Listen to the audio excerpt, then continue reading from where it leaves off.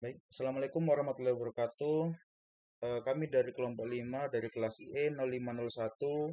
Di sini kami akan menjelaskan yaitu struktur organisasi dan pengukuran kerangka kerja Raci Matrix pada perusahaan makanan pada Sambal Bakar Indonesia di cabang Sidoarjo. Next. Sebelumnya perkenalkan untuk anggota kelompok kami sendiri yaitu saya Muhammad Novaldo Saputra dengan NIM 160. Saya Rizky Pertamujiono dengan NIM 61. Saya Muhammad Ubaidillah Teol Haq dengan NIM 162. Saya Muhammad Fikri Julian Nugra dengan NIM 1104220059. Yang pertama yaitu ada visi dari Sambal Bakar sendiri, yaitu menjadi restoran sambal bakar yang dikenal luas oleh masyarakat Indonesia sebagai pilihan utama untuk cita rasa yang autentik, sekaligus memberikan dampak positif bagi masyarakat melalui peluang kerja dan pengembangan usaha yang berkelanjutan. Yang selanjutnya itu ada misi yang pertama menghadirkan sambal bakar dengan cita rasa autentik dan kualitas terbaik yang mencerminkan kekayaan kuliner Indonesia. Yang kedua, membangun jaringan restoran yang menjangkau berbagai daerah di Indonesia, sehingga lebih banyak masyarakat dapat menikmati produknya. Yang ketiga, memberikan kontribusi sosial dengan membuka peluang kerja yang memberdayakan masyarakat lokal. Yang keempat, menjaga konsistensi dan inovasi dalam produk serta pelayanan untuk mendukung pertumbuhan usaha yang berkelanjutan. Yang kelima, yaitu menciptakan pengalaman makan yang menyenangkan dan berkesan bagi pelanggan dengan mengutamakan kualitas, kebersihan, dan keramahan layanan.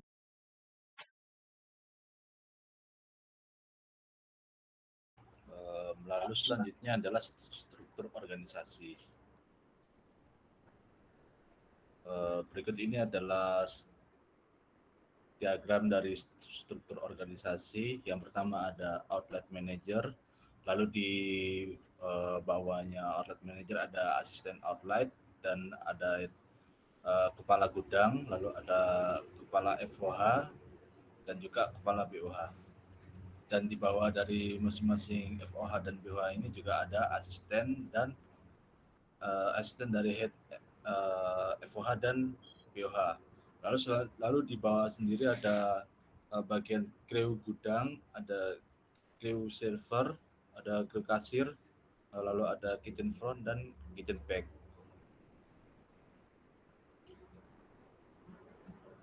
Selanjutnya ada deskripsi kerja dan analisis kerja. Yang pertama ada outlet manager. Outlet manager sendiri adalah struktur tertinggi selama di operasional kerja pada sambal bakar. Tugasnya sendiri yaitu adalah memegang kewenangan tertinggi dalam mengambil semua keputusan yang terjadi selama proses kerja. Lalu selanjutnya ada asisten outlet manager. Tugasnya adalah membantu dari outlet manager dalam menjalankan tugasnya dan berperan untuk mengurus administrasi outlet.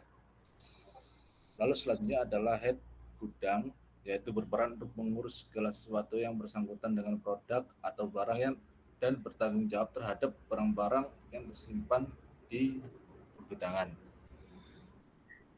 Lalu selanjutnya adalah kepala FOH, yaitu berperan dalam controlling crew dalam menjalankan tugas operasional kerja.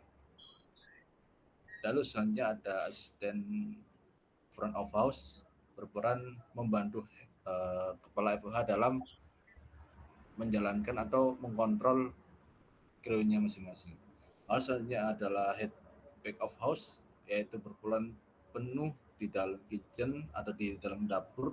Tugasnya adalah bertanggung jawab terhadap semua produk sebagai controlling crew dan melakukan operasional kerja juga. Lalu ada asisten head BOH, yaitu berperan untuk membantu head BOH dalam melakukan tanggung jawab. Semua kru berperan juga dalam melakukan proses kerja operasional. Lalu kemudian di setiap briefing shift pertama ataupun shift kedua sebelum melakukan operasional kerja itu diadakan briefing wajib. Briefing wajib tersebut dilakukan untuk sebagai sarana komunikasi dan mendelegasikan apa yang harus dilakukan di jam operasional. Briefing ini dilakukan sebagai tempat evaluasi Kreo apabila ada kendala selama jam operasional kerja pada sebelumnya. Dari hasil yang didapat, struktur kerja pada sambal bakar ini sudah efektif. Hal ini dikarenakan dari struktur tersebut sudah ada tugas dan kewajiban masing-masing yang harus dijalankan sehingga operasional ini dapat berjalan dengan baik. Lalu untuk total pekerja atau kru yang ada di Sambal Bakar Sidoarjo saat ini sebanyak 30 pekerja yang ada di outlet Sambal Bakar Sidoarjo.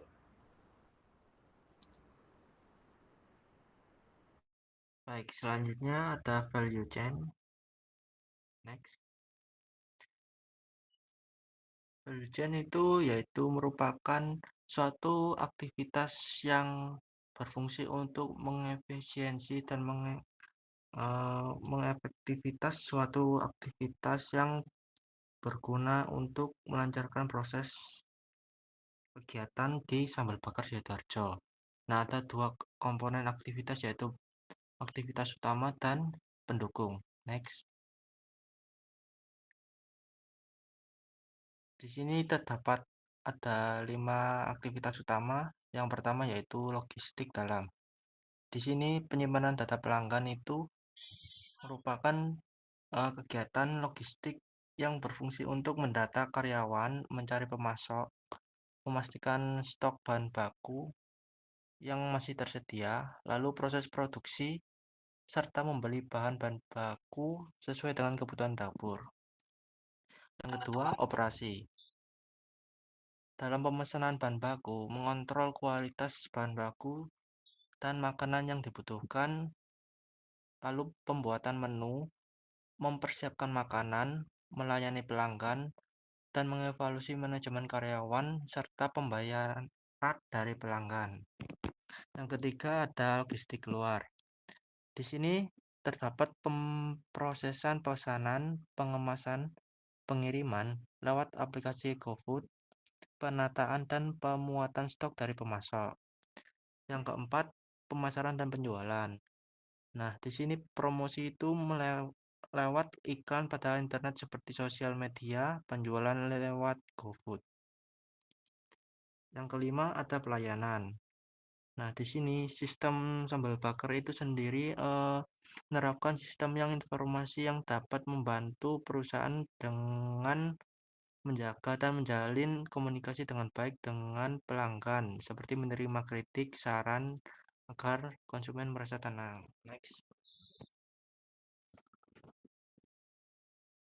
Di sini terdapat ada 4 komponen pendukung. Yang pertama ada pengadaan. Dalam perusahaan melakukan aktivitas produksi berbagai macam seperti berinteraksi dengan pemasok, ketersediaan bahan baku. Yang kedua, pengembangan teknologi. Nah, dalam aspek ini dapat dikatakan bahwa penggunaan beberapa alat teknologi seperti saat melakukan pemilihan menu makanan menggunakan teknologi TV touchscreen, penggunaan teknologi digital seperti media sosial, platform, dan e-commerce. Yang ketiga ada manajemen sumber daya manusia. Nah, di sini perusahaan akan mencari berbagai sumber daya manusia yang merupakan aset penting dalam kesuksesan berbisnis, seperti merekrutmen karyawan yang dapat berinovasi, berpikir secara kritis, keahlian dalam memasak, dan memiliki jiwa kepemimpinan dalam membangun sebuah organisasi dalam perusahaan. Yang keempat ada infrastruktur film. Nah, di sini Sambal Bakar itu memiliki cabang sekitar 106 perusahaan. Selain itu, keuntungan penjualan per bulan Sambal Bakar itu di tahun 2024 sebanyak 600 juta. Next.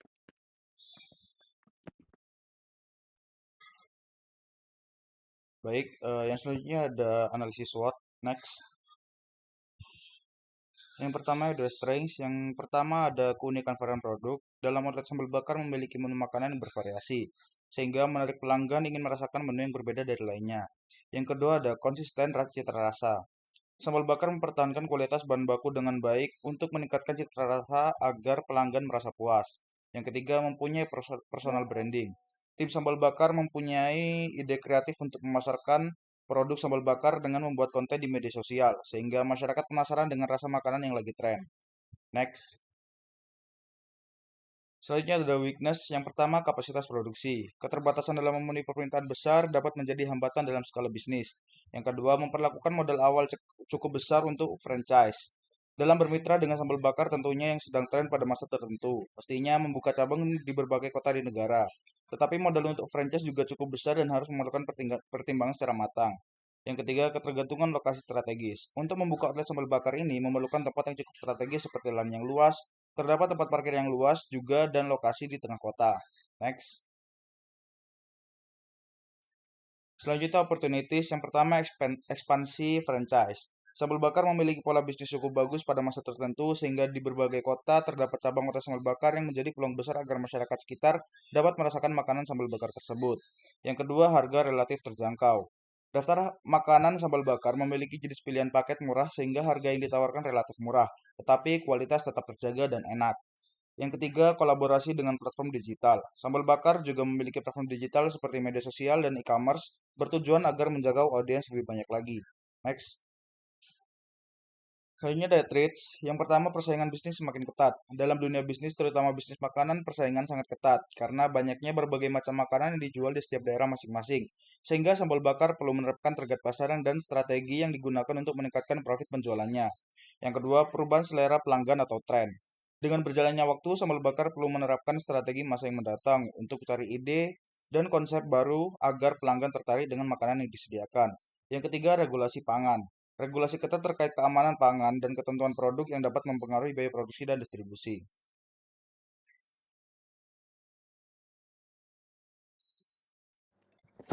Baik, untuk selanjutnya yaitu Raci Matrix. Next.